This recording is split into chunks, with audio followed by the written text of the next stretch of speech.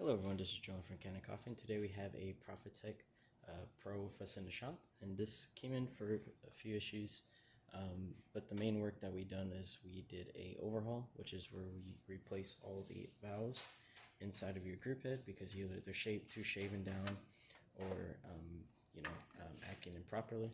And so after replacing that, we descaled the boiler in this machine and did a few deep cleaning around the group head, replaced the shower screen and gasket with a brand new one. And now we're going to quickly brew a shot.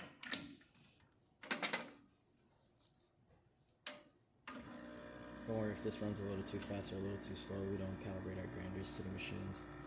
We're just making sure that water comes out of the group head, of course.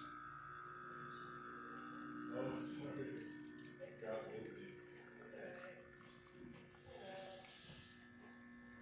We're brewing around 8 to 9 bars, so maybe a little bit more coffee. I believe this is a triple basket in here, and I only put a double basket worth amount of coffee, so that makes a little more sense. But we're just gonna quickly turn that off.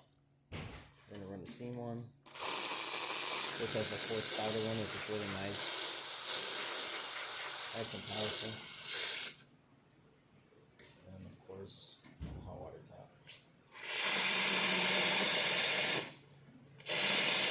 Also, during our repairs, the water pump gave out on us, so we did replace the water pump on this machine. You'll see that in the invoice, of course.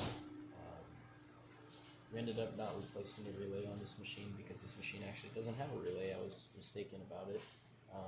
The other Profitecs, I believe this is one of the only Profitecs that has a traditional pressure stat, and this one has a huge commercial pressure stat in there, so we found no need to replace that. And so we replaced the water pump, as you can see here.